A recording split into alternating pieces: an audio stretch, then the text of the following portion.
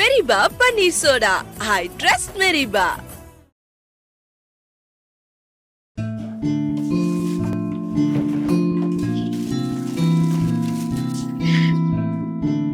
அத்தை, ஏமா இங்க எதுக்கு வந்த?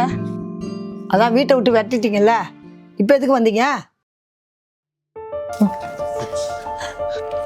மா, இது இவர் இந்த வீட்டு பக்கம் வந்துடாத. அதான் உனக்கு உன் பொண்ணு 2 பசங்க இருக்காங்கல்ல, அவங்க வீட்டுல ஏதாச்சும் வீட்டுல போய் தங்கிக்கோ. ஏய், நான் என்னடா பண்ண? சும்மா நடிக்காதம்மா. அப்பா போனதுக்கு அப்புறம் இருக்கிற சொத்தெல்லாம் உன் பொண்ணு பேர்லயும் அந்த 2 பசங்க பேர்லயும் எழுதி வச்சிட்ட. எனக்கு என்னமா எழுதி வச்ச? அந்த ஓட்ட குடிசை வீடு எழுதி வச்சிருக்க. அதை வச்சு என்னமா பண்றது? இதுக்கப்புறம் என் மூஞ்சிலே முடிச்சிடாத, பேசாம போயிடு.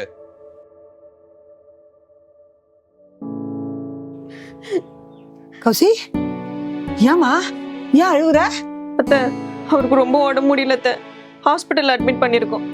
அவருக்கு கிட்னி போயிருச்சுன்னு டாக்டர் சொல்லிட்டாரு. என்னமா சொல்ற? ஆமா அத்தை, 3 லட்ச ரூபாய் பணம் இருந்தாதான் வேற கிட்னி வைக்க முடியும்னு டாக்டர் சொல்லிட்டாரு. என்கிட்ட பணமும் இல்லை, வேற கிட்னி கொடுக்க யாருமே இல்லை. இப்ப என்ன பண்றதுன்னே தெரியல அத்தை. நீ அழுவாதம்மா, எதுக்கும் கவலைப்படாத. அத்தை நான் இருக்கேன். ஆபரேஷன் தானே, அது நல்லபடியா முடிச்சிடலாம். கவலைப்படாது, வா. கௌசி, நானும் அப்போத்துலேருந்து கேட்டுட்டு இருக்கேன், எனக்கு கிட்னி கொடுத்தது யாருன்னு. இப்போ வரைக்கும் சொல்ல மாட்டேற. நான் தான் அவனுக்கு கிட்னி கொடுத்துருக்கேன்னு எக்காரணத்தை கொண்டும் சபரிக்கு தெரிய வேண்டாம், சரியா? ஏங்க, அவங்க உங்ககிட்ட சொல்ல வேண்டாம்னு சொல்லிட்டாங்க. கௌசி, அவன் யாருன்னு தயவு செஞ்சு சொல்லு. நான் அவங்கள பார்த்து ஒரு நன்றியாச்சும் சொல்லணும்டி. அப்படி சொல்லணும்னா நீங்க உங்க அம்மாவுக்கு தான் சொல்லணும். என்ன சொல்ற? எங்க அம்மாக்கு எதுக்கு நன்றி சொல்லணும்? ஆமாங்க, அவங்க தான் உங்களுக்கு கிட்னியே கொடுத்தாங்க. அதை உங்ககிட்ட சொல்ல வேண்டாம்னு சொன்னாங்க. ஆனால் எனக்கு தான் மனசே கேட்கல. கௌசி, என்ன சொல்ற? உண்மையே எங்க அம்மா தான் எனக்கு கிட்னி கொடுத்தாங்களா? ஆமாங்க, நீங்க அவங்களுக்கு பண்ணது ரொம்ப தப்புங்க. நீங்க அவங்களுக்கு என்னெல்லாம் பண்ணியிருக்கீங்க. ஆனால் அவங்க கிட்னியை கொடுத்து உங்க உயிரையே காப்பாத்திருக்காங்க. என்னதான் இருந்தாலும் அவங்கள வீட்டை விட்டு வெளியில துரத்துனது ரொம்ப தப்புங்க.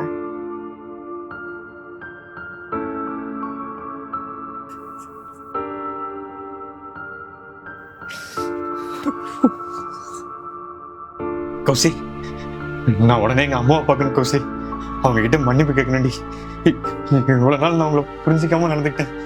பிள்ளைங்க வேணா பெத்தவங்களை கைவிடலாம், ஆனா பெத்தவங்க எந்த சூழ்நிலையிலும் பிள்ளைங்களை கைவிட மாட்டாங்க. ஏய், உனக்கு என்ன வேலைங்க? வரதட்சணையா கொடுத்த பொருளெல்லாம் எடுத்துட்டு போலான்னு வந்திருக்கேன். இங்க என்ன இருக்கு? அதான் அப்பவே எல்லாத்தையும் எடுத்துக்கிட்டு போயிட்டியே.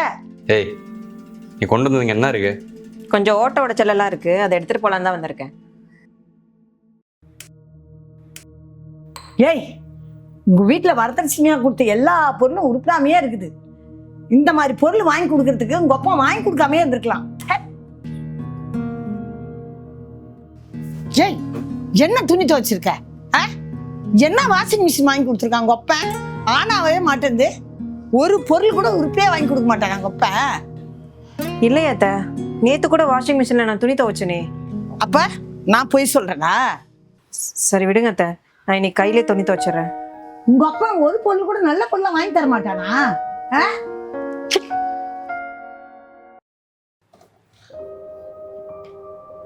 மா, எதுக்குமா கீழே உட்காந்துருக்க? சோஃபால உட்கார வேண்டியதானே? ஏண்டா, இதெல்லாம் பார்த்தா சோஃபா மாதிரியே தெரியுது. 5 நிமிஷம் உட்காந்தாலே முதுகெல்லாம் வலிக்குது. இதுல உட்கார்றதுக்கு தரையிலேயே உட்காந்துடலாம். ஏண்டி, நானும் என் பிள்ளை என்னடி பாவம் பண்ண உங்க அப்பனுக்கு? இந்த மாதிரி பொருளெல்லாம் வாங்கி கொடுத்துருக்கான், இதுக்கு வாங்கி கொடுக்காமே இருந்திருக்கலாம்ல. எங்கேயோ செகண்ட் ஹேண்ட்ல எல்லாத்தையும் வாங்கி வந்து கொடுத்துருக்கான். ஒண்ணு கூட உறுப்பு இல்லை, உன்னையும் சேர்த்துதான். ஏன் எப்ப பார்த்தாலும் அப்பாவை குறை சொல்லிட்டே இருக்கீங்க? உங்க அப்பனை குறை சொல்லாம யார சொல்றதா?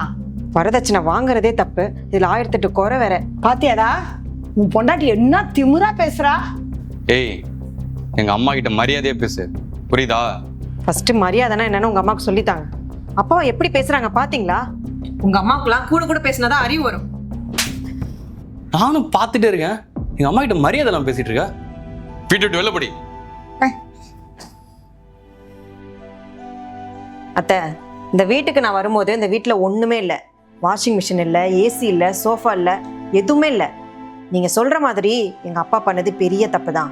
உங்ககிட்ட எதுவுமே கேட்காம நீங்க கேட்டதுக்கெல்லாம் ஓகேன்னு சொன்னார் பாருங்க, அதுதான் தப்பு. என்னத்தான் நாயை குளிப்பாட்டி நடு வீட்டில் வச்சாலும் அது வாழை சுட்டுட்டு எதையோ சாப்பிட்றதுக்கு போகுமா. எங்க அப்பா பண்ண தப்ப நான் சரி பண்ண வந்திருக்கேன். எல்லா பொருள்லையும் ஏதோ ப்ராப்ளம் இருக்குல்ல. கல்யாணம் பண்ணிட்டு வரும்போது டௌரியா நாங்க தானே பொருளெல்லாம் எடுத்துட்டு வரோம். அப்போ டிவோர்ஸ் ஆச்சுன்னா அதெல்லாம் நாங்க தானே எடுத்துட்டு போனோம். இங்கே இருக்கணும்னு ஏதோ சட்டம் இருக்கா என்ன? டௌரியா எடுத்துட்டு வர பொருளெல்லாம் நாங்க சந்தோஷமா இருக்கணும்னு கொடுத்தது, நீங்க சந்தோஷமா இருக்கிறதுக்கு இல்ல. பிரசாந்த், ஜான், சோஃபா எடுத்துட்டு போங்க. தம்பி தம்பி எடுக்காதீங்க தம்பி, சொன்னா கேளுங்க. வெளியில பார்த்தாங்கன்னா அசிங்கமா நினைப்பாங்க. வீட்டில் மகளிர் தொகையெல்லாம் மாதம் மாதம் கரெக்டாக வருதா? வருது. அப்புறம் பென்ஷன்லாம் கரெக்டாக வருதா? வருது. இப்போ கொடுத்த 5000 வாங்கிட்டேன். அப்புறம் என்ன, நமக்கே ஆதரவு கொடுத்துருங்க. ஏய் நில்றா, இவ்வளோ நேரம் நீ கொஸ்டின் கேட்டில, நான் ஒரே ஒரு கொஸ்டின் கேட்கட்டா? 4 வருஷமா எதுவுமே பண்ணாம எலெக்ஷன் டைம் அப்போ வந்து அறக்க பறக்க பஸ் விடுறீங்க, லேப்டாப் கொடுக்குறீங்க, 5000 ரூபாய் காசுலாம் கொடுக்குறீங்க, என்ன அர்த்தம்? எல்லாம் மக்கள் நல்லதுக்கு தான். இந்த சலுகை, ஃப்ரீ பஸ் எல்லாம் டெய்லியும் ஃப்ரீ பஸ்ஸில் தானே போயிட்டு வரீங்க. சலுகையும் இலவசமும் மட்டும் நம்ம நாட்டோட முன்னேற்றத்துக்கு உதவாது. இப்போ வரைக்கும் நான் கேட்ட கேள்விக்கு நீ பதிலே சொல்லலை. 4 வருஷமா எதுவுமே பண்ணாம இப்போ வந்து அதை பண்ணிட்டேன் இதை பண்ணிட்டேன்னு வந்து நிக்கிற. அதெல்லாம் நிறையா பண்ணியிருக்கோம், உங்களுக்கு தான் தெரியல. யாரு? ஏதோ அவங்க ஆளுங்களுக்கு தான் ஆதரவு கொடுக்கணுமா, வந்துட்டான் வெள்ளையும் சொல்லேமா. என்ன தம்பி, மண்டைக்கடலான்னு வந்தீங்களா? அதெல்லாம் இல்லை சார், உங்களுக்கே தெரியும் யார் ஆட்சியில் நிறையா நல்லது பண்ணியிருக்காங்கன்னு. இங்க பாரு, மக்களுக்கு யாரு நல்லது பண்றாங்கன்னு தோணுதோ அவங்களுக்கு அவங்களே ஓட்டு போடுவாங்க. அதை விட்டு காசு கொடுத்துல அவங்க ஓட்டை வாங்க முடியாது, புரியுதா? இது மக்களாட்சி தான், மன்னராட்சி கிடையாது. நீங்கள் என்ன சொன்னாலும் என் விசுவாசம் எங்கள் ஆளுங்களுக்கு தான். எவ்வளோ நல்லது பண்ணிட்டு இருக்கோம். ஏன் நீங்கள் நியூஸ் சேனல்லாம் பார்க்குறதே இல்லையா? டேய், நியூஸ் சேனலே உங்களோடது தான்டா. அது என்ன நியூஸ் வரணும் என்ன நியூஸ் வரக்கூடாதுங்கிறத நீங்கள் தான் பார்த்து பார்த்து போட்டுட்டு இருக்கீங்க. அது மட்டுமா, இங்கே நிறைய வித்துட்டு இருக்க நியூஸ் பேப்பரே உங்களோடது தான். எதை விளம்பரம் பண்ணுறதுக்கு எவ்வளோ செலவு பண்ணுறேன்னு எங்களுக்கு தெரியாதா? உங்கள் மனசாட்சியை தொட்டு சொல்லு. மக்கள் நல்லா இருக்கணுங்கிறதுக்காக இந்த விஷயம் பண்ண அந்த விஷயம் பண்ணு ஏதாச்சும் ஒரு விஷயம் சொல்லு. ஒன்று என்ன 9 சொல்லுவேன். ஓ அப்படியா? என்ன சொல்லு பார்ப்போம். மகளிர் தொகை, ஃப்ரீ பஸ்ஸு, இந்த எஜுகேஷன் லோன் தள்ளுபடி. அப்படியே எஜுகேஷன் லோனை தள்ளுபடி பண்ணி நொட்டினீங்க. 4 வருஷமா தள்ளுபடி பண்றேன்னு சொன்னீங்க, இப்ப வர ஒன்றும் பண்ணல. நீட் எக்ஸாமை கேன்சல் பண்றேன்னு சொன்னீங்க, அதையும் பண்ணல. பூர்ண மதுவிலக்கு அமுல்படுத்துறேன்னு சொன்னீங்க, அதையும் பண்ணல. இப்படி பண்றேன்னு சொன்ன எதையுமே பண்ணலனா அப்புறம் எப்பறம் உங்களுக்கு ஓட்டு பண்ணணும்னு தோணும்? அதெல்லாம் சென்ட்ரல், அவங்கள்ட்ட போய் கேளுங்க. டேய், இதான் சொல்ற போறேன். ரோடு ஹாஸ்பிட்டல்னு எதுவுமே ஒழுங்கா பண்றது இல்ல. ஊருப்பட்ட அசிங்கத்தை பண்ணிட்டு அதை நியூஸ் சேனல்லே வரவிடாம பண்றீங்க. நீங்க போடுற ஆட்டெல்லாம் எங்களுக்கு தெரியாத நினைச்சிட்டு இருக்கீங்களா? மக்களுக்கு எவ்வளவோ நல்லது பண்றோம், அதுக்கெல்லாம் மரியாதை இதுதானா? தம்பி, நீங்க நல்லது பண்ணா நாங்க என்ன உங்களுக்கு மரியாதை கொடுக்காம இருக்க போறோம்? உனக்கு என்ன கஷ்டமோ பாவம், நீயே காசுக்காக தான் அந்த வேலைலாம் பார்த்துட்டு இருக்க. காசுக்காகலாம் இல்ல, விசுவாசம். அப்படியா? சரி, நான் உங்ககிட்ட கடைசியா ஒரே ஒரு கேள்வி மட்டும் கேட்கிறேன், அதுக்கு பதில் சொல்றியா? ஆளை விடுங்கடா சாமி. ஏய், கொஸ்டின் கேட்டா ஆன்சர் சொல்லாம ஓடுற. என்னாச்சு கௌசி, ஏன் ஒரு மாதிரி இருக்க? அது ஒன்றும் இல்லைங்க, நம்ம எதிர்த்த வீட்டில் கான்ட்ராக்ட் சூப்பர்வைசர் இருக்கார்ல, அவர் வீட்டு முன்னாடி ஒரு அம்மா வந்து தன் பையனை கொண்டுட்டு தான் சொல்லி கத்தி அழுது சாபம் கொடுத்துட்டு போறாங்க. ஏன், என்னாச்சு? நீ நல்லா இருப்பியா? நாசமா போக, என் பிள்ளைய அநியாயமா கொண்டுட்டியடா பாவி. நீ என்ன கேட்டு போவியோ தெரியலையே. பையனை நான் சாக்கடை எழுறது உன் பையனோட வேலை. சாக்கடை எழும் போது விஷவாய் தாக்கி உன் பையன் இருந்துட்டான், அதுக்கு நான் என்ன பண்றது? என் பிள்ளைகிட்ட என்ன சொல்லி வேலைக்கு கூட்டு போனீங்க? சாக்கடை அள்ளணும் தானே, அங்க மனுஷ கழிவு அள்ள சொல்லி இருக்கிறீங்க. மனுஷ கழிவை மனுஷன் அள்ளக்கூடாதுன்றது சட்டமே இருக்குல்ல. அது தெரிஞ்சிருந்தோம் என் பிள்ளைய அநியாயமா பண்ணிட்டீங்களா பாருங்களா? என்ன பண்ண சொல்ற? அந்த ஏரியால எம்எல்ஏ பிசினஸ் மேனு பெரிய பெரிய பணக்காரங்களா இருக்காங்க. அந்த இடத்தெல்லாம் மனித கழிவு சேர்ந்துருச்சு, சீக்கிரம் கிளீன் பண்ணுங்கன்னு சொல்லி எனக்கு தான் ப்ரெஷர் போட்டாங்க. ஏதோ தெரியாம உன் பையன் அங்க இறந்துட்டான், அது என்ன பண்ண சொல்ற? என்னது தெரியாம நடந்து போச்சா? ஐயா, வேலை செய்யற இடத்துல என் பிள்ளைக்கு முகக்கவசமோ பாதுகாப்பு கவசமோ கொடுத்திருந்தா கூட என் பிள்ளைய காப்பாத்தி இருக்கலாமே. முதல்ல அந்த இடத்துல மனித கழிவு அள்ளக்கூடாது. அங்க விஷவாயு அதிகமா இருக்குன்னு தெரிஞ்சிருந்தோம் என் பிள்ளைய வேலைக்கு கூட்டு போய் அதான் உன் பையன் இருந்ததுக்கு 5 லட்ச ரூபா தரேன்னு சொன்னாங்கல்ல, அதை வாங்கிட்டு மூடிட்டு போக வேண்டியது தானே? இது என் புள்ளையோட உயிருக்கு 5 லட்சம் ரூபாய் தான் மதிப்பா? அந்த 5 லட்சம் ரூபாயில என் புள்ளைய திருப்பி கொண்டாந்து கொடுக்க முடியுமா உங்களால? போன உயிர் போனது தானே. என் புள்ள திரும்பி வருவானா சொல்லியா சொல்ல. ஏய் சீப்பா, சும்மா உயிரை வாங்கிட்டே. நீ எல்லாம் நல்லாவே இருக்க மாட்டேன், நாசமா போயிடுவேன். நீ எல்லாம் என்ன கெட்டு போவ பாரு. பெற்ற வயிறு பத்தியா நீ சொல்ற, நாசமா போயிடுவேன். ச்சே, நம்ம ஊருக்கு என்னதான் ஆச்சு? இப்போ நம்ம 2026ல் இருக்கோம். ஃப்ளைட்லேருந்து ராக்கெட் வரைக்கும் கண்டுபிடிச்சிட்டாங்க. ஆனால் இந்த மனுஷ கழிவுகளை மனுஷங்க தான் அள்ளணுங்கிறதுக்கு மட்டும் ஒரு முடிவே இல்லை. இங்கே பாரு கௌசி, மனுஷங்களே மனுஷ கழிவுலாம் அள்ளக்கூடாதுன்னு 1993 இந்தியாவில் சட்டம் வந்துருச்சு. 2013 அதை இன்னும் ஸ்ட்ராங்காக இம்ப்ளிமெண்ட் பண்ணாங்க. ஆனால் இன்னைக்கு இது மாதிரி விஷயம்லாம் நடந்துட்டு தான் இருக்கு. அதை தடை பண்ணிட்டாங்கல்ல, அப்புறம் இன்னும் மனித கழிவுகளை மனுஷங்க தான் அள்ளுறாங்க. இங்கே பாரு, சிட்டி மாதிரி இடத்துலலாம் கொஞ்சம் ட்ரைனேஜ் சிஸ்டம் அப்டேட் ஆகிருக்கு. அதனால மிஷின் போட்டு லாரியில் ஏற்றிடுறாங்க. ஆனால் சின்ன சின்ன டவுனு வில்லேஜ்லலாம் வந்து செப்டி டேங்க் தான் யூஸ் பண்ணிட்டு இருக்காங்க. அதெல்லாம் மிஷின் போட முடியாதுங்கிறதுனால மனுஷங்க தான் இறங்கி என்ன க்ளீன் பண்ணிட்டு இருக்காங்க. ச்சே, மனுஷங்க எப்படி இதை க்ளீன் பண்ணுவாங்க? கஷ்டமா இருக்காதா? இருக்கும் தான். இந்தியாவில் மட்டும் சராசரியாக 12 லட்சம் பேர் இந்த மனித கழிவுகள வேலையை பார்த்துட்டு இருக்காங்க. இதில் 3/4 பேர் சேஃப்டி மாஸ்க்கு, க்ளவுஸு, சேஃப்டி ட்ரெஸ்ஸும் எதுவுமே போடுறதில்ல. இதில் இன்னும் பெரிய பிரச்சனை என்னன்னா, சில காரணங்களுக்காக பல பேர் இன்னும் இதை குடும்பத்தொழிலாவே பார்த்துட்டு இருக்காங்க. என்னங்க சொல்றீங்க? ஆமாம்மா, இந்த 2013 சர்வே படி இந்தியாவில் மட்டும் சராசரியாக ஒரு வருஷத்துக்கு 339 பேர் இந்த மனித கழிவு அள்ளுறதுனால இறந்து போயிடுறாங்க. இதில் 80% பேர் 60 வயசுக்குள்ளாரையே உடம்பு சரியில்லாமல் இறந்து போயிறாங்க. இதெல்லாம் மேல் இடத்துல இருக்கவங்களுக்கு தெரிஞ்சுதான் நடக்குது. ஆனால் அவங்க இதுக்கு எந்த ஒரு நடவடிக்கையும் எடுத்தது கிடையாது. இந்தியா பொருளாதாரத்திலே மிகப்பெரிய நாடாக வளர்ந்துருச்சு. ஆனால் அப்படி இருந்தும் இந்த மாதிரி விஷயத்துக்குலாம் இன்னும் ஒரு சொல்யூஷன் கூட கண்டுபிடிக்கலங்கிறத நினச்சி பார்க்கும்போது தான் ரொம்ப வெட்கக்கேடாக இருக்குது. நம்மலாம் நம்ம பாத்ரூம் போயிட்டு வந்து கை கழுவுறதுக்கே அவ்வளோ கஷ்டமாக இருக்குது. ஆனால் அவங்க யாரோ பண்ண அசிங்கத்தை உள்ளே இறங்கி கழுத்து வர அந்த அசிங்கத்திலே நின்று க்ளீன் பண்ணுறாங்க. அவங்கள நினச்சாலே பாவமாக இருக்குது. நம்ம ஆளுங்க இதுக்கெல்லாம் ஒன்றுமே பண்ண மாட்டாங்களா? நினைக்கும் போது கோவமாக வருது. கண்டிப்பாக ஒரு நாள் இதுக்கு ஒரு நல்ல தீர்வாக வரும். க்ளீன் பண்ண போகிறவங்களுக்கு ஒழுங்காக சேஃப்டி எக்யூப்மெண்ட், அப்புறம் இந்த க்ளீன் பண்ணுற இடம் சேஃப்டியாக இருக்கா அப்படிங்கிறத செக் பண்ணாலே இங்கே பாதி பிரச்சனை தீர்ந்துடும்.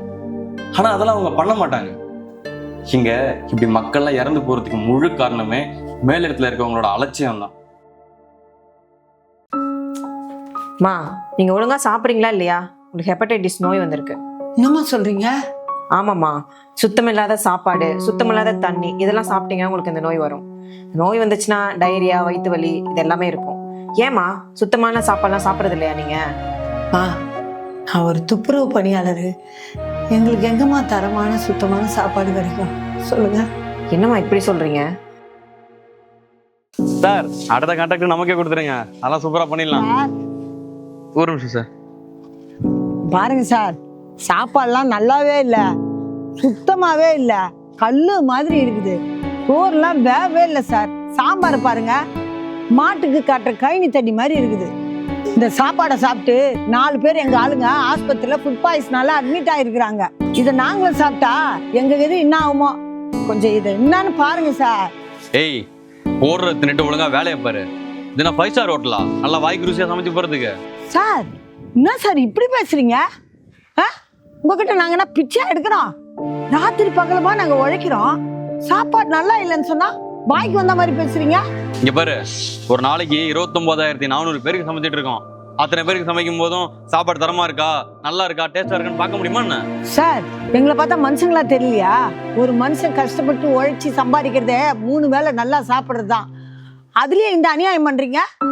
29,000 பேருக்கு சமைச்சா என்ன, லட்சம் பேருக்கு சமைச்சா என்ன? சாப்பாடு நல்லபடியா செய்ய வேண்டியது உங்க கடமை தானே சார்?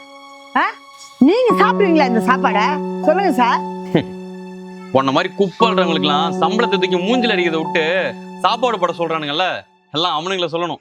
சை, நாங்க கேட்டோமா எங்களுக்கு சோறு போட சொல்லி? எங்களுக்கு சம்பள உயர்வு கேட்டோம், பணி நிரந்தரம் கேட்டோம். இதெல்லாம் பண்ணி தர முடியல. இதெல்லாம் மறைக்கத்தானே இந்த நாடகம்லாம் போட்டுட்டு இருக்கீங்க. இந்த திட்டத்தை எடுத்துட்டு வரும்போது சாப்பாடு தரமா சுத்தமா இருக்குதுன்னு சொல்லி வீடியோ எடுத்து அட்வர்டைஸ்மெண்ட் பண்ணிட்டீங்க. இங்க வந்து சாப்பிடும்போது தானே தெரியுது இந்த சாப்பாட்டை நாய் கூட சாப்பிடாதுன்னு. ஏதோ எங்களுக்கு நல்லது பண்ண திட்டம் எடுத்துட்டு வந்த மாதிரி பேசுறீங்க. இங்க பாருமா, எங்களுக்கு வர காய்கறி, அரிசி, எண்ணெய் எல்லாம் என்ன தரமாவா வருது? எல்லாம் மட்டமா தான் வருது. அதுல சமைச்சா எப்படி 5 ஸ்டார் ஹோட்டல் ருசி வரும்? அது எது எப்படி இருக்குமோ அது அப்படிதான் இருக்கும். புரியுதா? இந்த சாப்பாடை சாப்பிட்டு எதனா ஒண்ணு எங்களுக்கு ஆச்சுன்னா நீங்களா பொறுப்பெடுத்துக்கீங்க? எங்களை நம்பி எங்க குழந்தை குட்டிலாம் இருக்கு. எங்களுக்கு எதனா ஒண்ணு ஆச்சுன்னா அவங்கள நடுத்தரில் நிற்பாங்க. அப்ப சாப்பிடாத. ஒன்னையர் சாப்பிட சொன்னது. சார், நீங்க ஏதாவது நல்லது பண்ணுவீங்கன்னு தானே உங்களுக்கு நாங்க ஓட்டு போட்டு ஜெயிக்க வச்சோம். எங்களை இப்படி கேவலப்படுத்துறீங்க. இந்த சாப்பாடை வேணா ஒண்ணு வேணாம் சார். நீங்க என்ன வேணா போடுவீங்க, நாங்க எடுத்து எதுவும் பேசவே கூடாது இல்ல? புரியுங்க சார். நாங்க ரோடு பெருக்கிறவங்களா இருக்கலாம், எங்களுக்கும் தன்மானம் இருக்கு.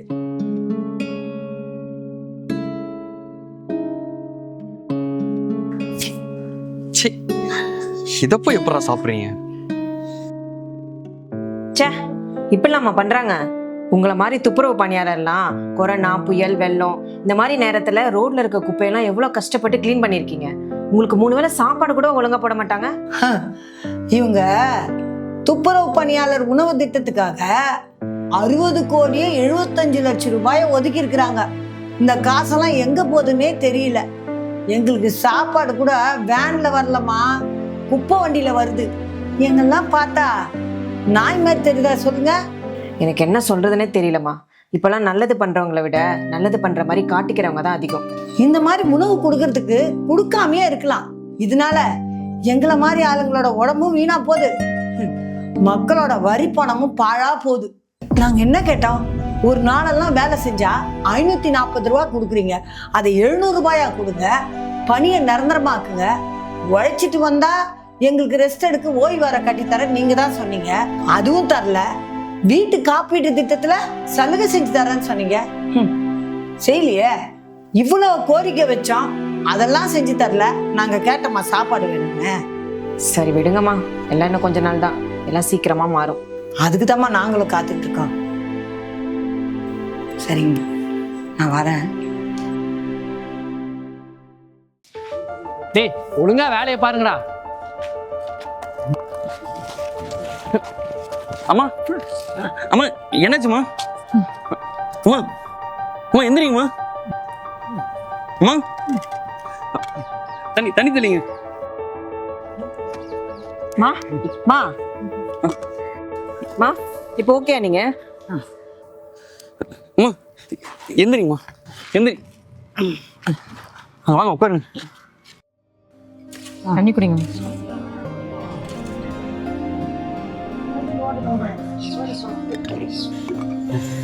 ஓகேம்மா. அம்மா, இந்த வயசான காலத்துல வேலைக்கு வந்து ஏம்மா இவ்வளவு கஷ்டப்படுறீங்க? வாங்கம்மா, டாக்டரை போய் பார்க்கலாம். அதெல்லாம் வேணாம்மா, சாப்பிட்டா சரியா போயிடும். ஏய், உனக்கு அறிவில்லை? வேலைக்கு ஒரு நாள் சாப்பிட்டு வரும்னு தெரியாதா? செத்துக்கிட்டு போயிட்டா யார் பதில் சொல்றது?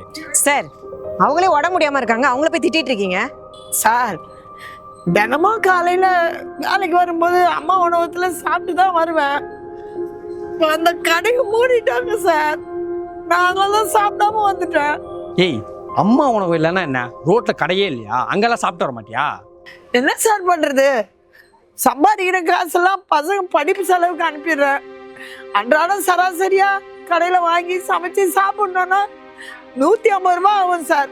அதுவே அம்மா உணவகத்துல காலையில ஒரு இட்லி 1 ரூபாய், ஒரு 4 இட்லி வாங்குவேன் 4 ரூபாய், மதியம் சாப்பாட்டுக்கு ஒரு 5 ரூபாய், நைட்டு சப்பாத்தி ஒரு 3 ரூபாய், ஒரு 15 ரூபாயில ஒரு நாளெல்லாம் சாப்பிட்டு ஒரு வாரமெல்லாம் ஓட்டிடுவேன் சார். ஆமா சார், எங்களை மாதிரி கஷ்டப்படுறவங்கலாம் அம்மா உணவகத்துல தான் சாப்பிட்டுட்டு இருக்காங்க சார். நாங்கள் மட்டும் இல்லை, கூலி வேலை பார்க்குறவங்க, வடநாட்டில் இருந்து வந்தவங்க, காலேஜ் படிக்கிற ஸ்டூடெண்ட், ஆட்டோக்காரங்க, அவ்வளோ. ஏன் சார், இப்போது சினிமாவில் பெரிய பெரிய இடத்துல இருக்காங்களே, அந்த டைரக்டர்லேருந்து ஆக்டர் வரைக்கும் நிறைய பேர் அம்மா உணவகத்தில் சாப்பிட்டு தான் சார் வந்திருக்காங்க. இங்க பாரு, இதெல்லாம் எனக்கு தேவையில்லாத விஷயம். சம்பளம் வாங்குறல்ல, ஒழுங்கா சாப்பிட்டு வர தெரியாதா? சார், நீங்க சம்பாதிக்கிறது வேணா சாப்பிட்றதுக்கா இருக்கலாம், ஆனா எங்களை மாதிரி ஏழைங்க நாங்க சம்பாதிக்கிறது பிள்ளைங்க படிப்பு செலவுக்கு, வீட்டு வாடகைக்கு, கரண்ட் பில்லுக்குன்னு செலவாயிடுது சார். அதனால தான் சார் அம்மா உணவகத்துல சாப்பிட்டு காசு மிச்சம் பண்ணுவோம். இப்போ அதுவும் மூடிட்டாங்க. என்ன பண்ணுறதுன்னு தெரியல சார். இன்னைக்கு நான் ஒரு கம்பெனியில் வேலை செய்கிறேன். காலேஜ் படிக்கிறப்போ ஹாஸ்டலில் தான் இருந்தேன். அம்மா உணவகத்தில் சாப்பிட்டு வாழ்கிற பொண்ணுங்கள்ல நானும் ஒரு ஆள். என்ன சார் பண்ணுறது? எங்களை மாதிரி கூலி வேலை செய்கிறவங்களுக்குலாம் கடையில் போய் சாப்பிட்லான்னா தரமான சாப்பாடு கிடைக்க மாட்டேங்குது. போய் கேட்டாலும் சாப்பாடு இல்லைன்னு சொல்கிறாங்க. எங்கே பார்த்தாலும் அம்மா உணவகத்தை வேற மூங்க. நாங்கள் என்ன பண்ணுறதுனே தெரியல சார். சார் நாங்கள் ஒன்றும் டேஸ்டாலாம் வேணும்னு கேட்கல சார். எங்களை மாதிரி கஷ்டப்படுறவங்களுக்குலாம் வயிறு நிறைஞ்சா போதும். அதை தான் அம்மா நாங்கள் பண்ணிகிட்டு இருந்துச்சு. இப்போ அதையும் இழுத்து மூடிட்டாங்க. இப்போ நாங்களாம் என்ன சார் பண்ணுறது? உங்களை மாதிரி ஆளுக்கெல்லாம் இந்த ஸ்கீம் ஒரு தேவையில்லாத ஸ்கீம் தான். ஆனால் இதனால் எவ்வளோ பேர் பலன் அடைஞ்சிருக்காங்க தெரியுமா சார்? சார் பெற்ற தாயாக நான் சொல்கிறேன் சார். நாங்கள் சம்பாதிக்கிறது எல்லாமே எங்கள் பிள்ளைங்களுக்காக தான்.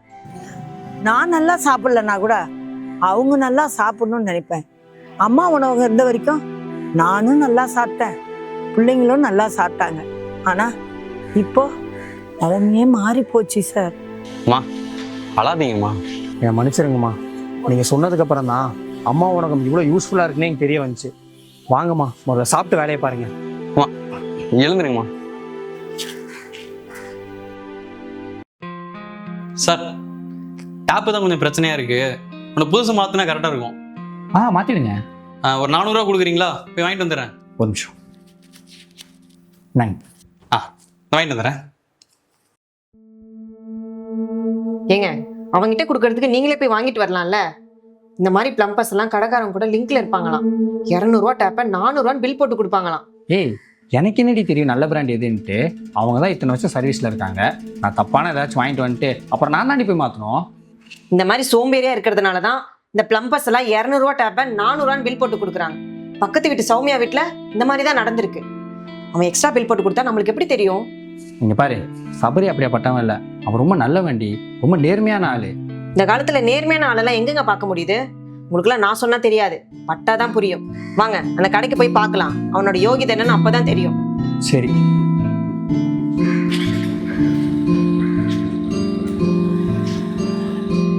அண்ணா இல்லைங்கண்ணே. என்னண்ணே? பின்ன என்னப்பா, அந்த டேப்பு 250 ரூபா தான். நீ பாட்டு ஏதோ ஒரு ரேட்டு சொல்லிட்டு இருக்கா. போன வரலாம் சக்தி ஹார்ட்வேர்ஸ்ல வாங்கினேன். கரெக்டான ரேட்டு சொல்லிட்டுனா சொல்லு.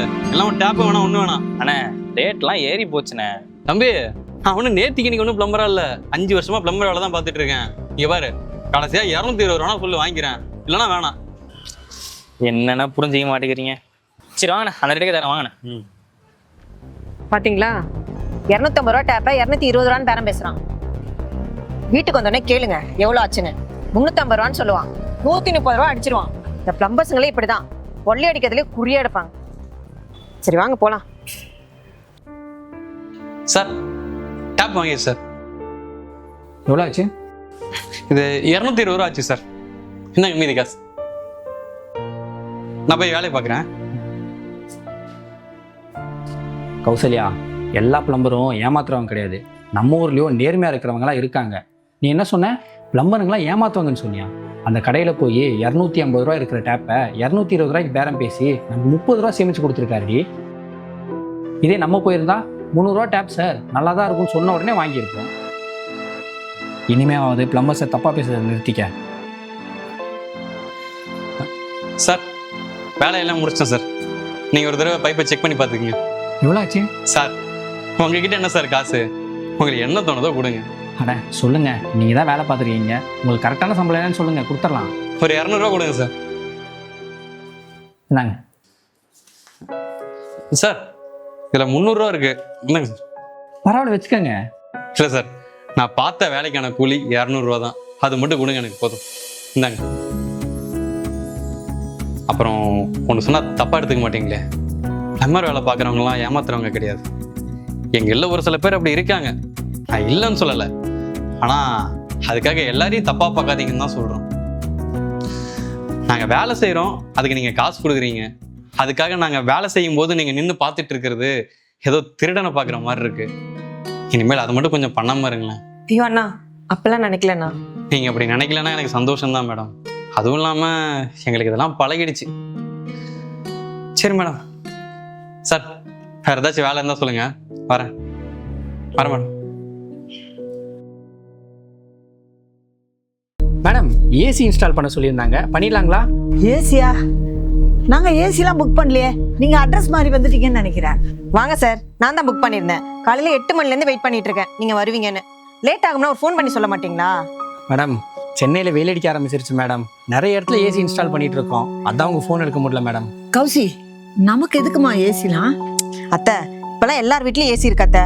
பக்கத்து வீட்டு சௌமியா வீட்டுல 2 ஏசி இருக்கு. நம்ம வீட்டுல ஒண்ணு கூட இல்லைன்னா எப்படி? அதான் புக் பண்ணேன். மேடம், உள்ள எங்க இன்ஸ்டால் பண்ணணும்னு சொன்னீங்கன்னா பண்ணிடுவோம் மேடம். உள்ள பெட்ரூம்ல மாட்டிருங்க. Okay madam.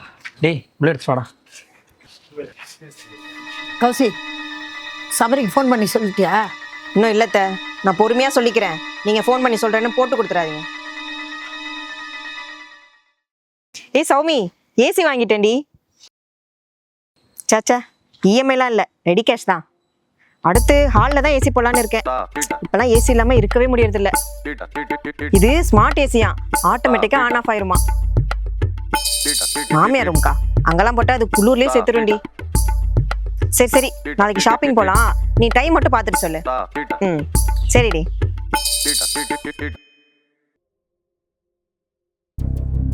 கௌசி, என்னது இது? ஏங்க, கீழே ரூம்ல ஏசி பாத்தீங்களா? கூலிங் செம்மையா இருக்குல்ல. அப்புறம் இனிமே அதிகமா வெயில் அடிச்சிச்சுன்னா நீங்க எக்ஸ்ட்ரா ஃபேன்லாம் வச்சு தூங்க வேணாம், நம்ம ஏசிலேயே தூங்கலாம். உனக்கு முதல்ல இந்த ஏசி வாங்குறதுக்கு எங்க இருந்து காசு வந்துச்சு? அதான் ஹாஸ்பிட்டல் எமர்ஜென்சிக்குன்னு ஒரு 50,000 ரூபாய் அக்கௌண்ட்ல போட்டு வச்சிருந்தீங்களே, அதுல தான் வாங்கினேன். சரி, இப்போ எனக்கு ஆக்சிடென்ட் ஆயிடுச்சுன்னு வச்சுக்கோங்க, என்ன பண்ணுவ? ஏங்க இப்பெல்லாம் பேசுறீங்க? இப்போ எனக்கு ஆக்சிடென்ட் ஆயிடுச்சு, டாக்டர் ஒரு 50,000 ரூபாய் வேணும்னு சொல்றாரு. அப்ப என்ன பண்ணுவ? எங்க போய் ரெடி பண்ணுவ? அப்படி ஆச்சுன்னா என் ஃப்ரெண்ட்ஸ் கிட்ட கேட்பேன். ஓ, ஃப்ரெண்ட்ஸ் கிட்ட. சரி, உன் ஃப்ரெண்டுக்கு ஃபோன் பண்ணி கேள்வி பார்ப்போம்.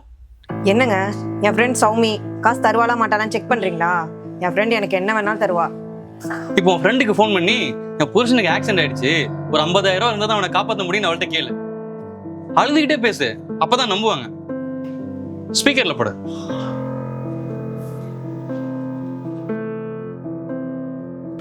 ஹலோ சௌமி, சபரிக்கு ஆக்சிடென்ட் ஆயிடுச்சுடி. என்னடி சொல்ற?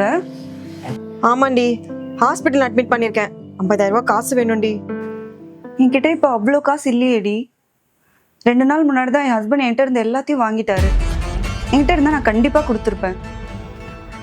என்ன பண்ணுறதுனே தெரியலையே. சௌமி, இப்போ என் ஃப்ரெண்டுன்னு எனக்கு நீ மட்டும் தாண்டி இருக்க. 50,000 ரூபாய் காசு இல்லைனா சபரியை காப்பாற்ற முடியாதுன்னு டாக்டர் சொல்லிட்டாங்கடி. 1000 2000 கூட பரவாயில்ல, 50,000 கஷ்டம்டி. எனக்கு உன் கஷ்டம் நல்லாவே புரியுது. நீ வேற எங்கேயாவது ட்ரை பண்ணி பாரு. பாத்தியா, இங்க அர்ஜென்ட்டுக்கு ஹெல்ப் பண்றவங்க ரொம்ப கம்மி. நீ எமர்ஜென்சி சொல்லி கூட உன் ஃப்ரெண்டால உனக்கு ஹெல்ப் பண்ண முடியல. ஏன், அவகிட்ட காசு இல்லாம கூட இருந்திருக்கலாம். ஆனா ஒரு விஷயம் புரிஞ்சுக்கோ, நீங்க அவங்கவுங்களுக்கு அவங்கவுங்க வேலையை பார்க்கறதுக்கே நேரம் கரெக்டா இருக்கு. இல்ல மற்றவங்களும் வந்து ஹெல்ப் பண்ண மாட்டாங்க, புரியுதா? அந்த 50,000 ரூபாய் எமர்ஜென்சி ஃபண்டா போட்டு வச்சது நாளைக்கு உனக்கோ எனக்கோ, ஏன் அம்மாவுக்கோ ஏதாச்சும் ஒன்று ஆயிடுச்சுன்னா கூட பாத்துக்கிறதுக்காக தான். நீ என்னன்னா கொஞ்சம் கூட அதை பத்தி யோசிக்காம அந்த காசு எடுத்து ஏசி வாங்கி போட்டிருக்க. இப்ப நாளைக்கு நமக்கு ஏதாச்சும் ஒன்று ஆயிடுச்சுன்னு வச்சுக்கோயேன், யார்கிட்ட போய் காசு கேட்டு நிற்போம் சொல்லு? சாரிங்க, நாளைக்கே ஏசியை ரிட்டர்ன் பண்ணிட்டு அந்த காசை எமர்ஜென்சி ஃபண்டில் போட்டுறேன். எமர்ஜென்சி ஃபண்டை என்ன கஷ்டம் வந்தாலும் எடுத்து யூஸ் பண்ணக்கூடாது, புரியுதா? அதை மெடிக்கல் எமர்ஜென்சிக்காக மட்டும்தான் யூஸ் பண்ணணும். எப்படி நம்ம லைஃப்ல சேவிங்ஸ் முக்கியமோ அதே மாதிரி தான் அந்த எமர்ஜென்சி ஃபண்டும். எல்லாருமே மெடிக்கல் செலவுக்காக கொஞ்சம் காசு சேர்த்து வைக்கணும், புரியுதா? புரியுதுங்க. இனிமேலாச்சும் இப்படி பண்ணாத.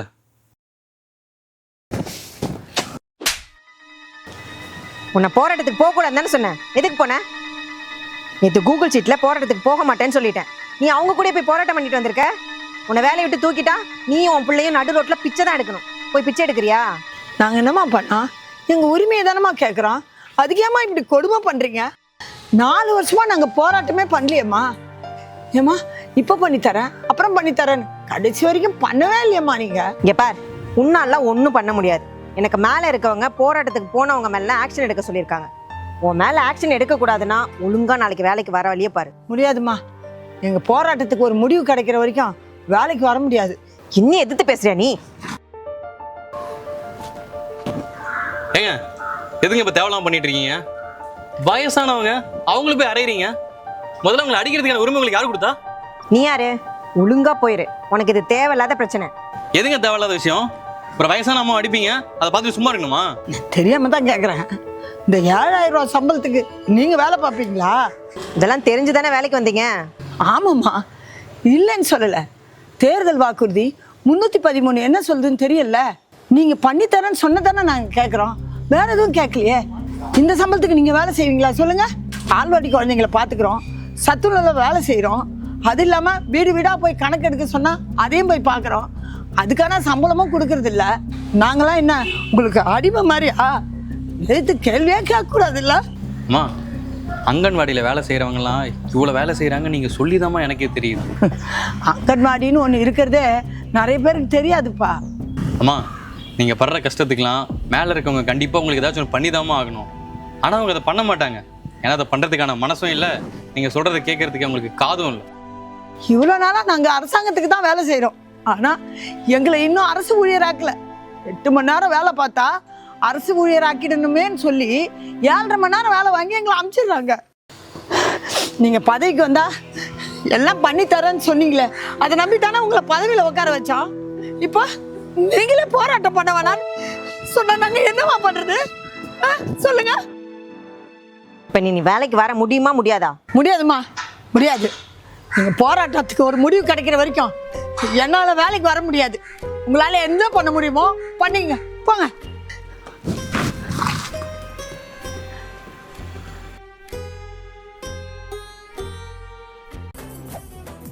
மெரிபா பன்னீர் சோடா.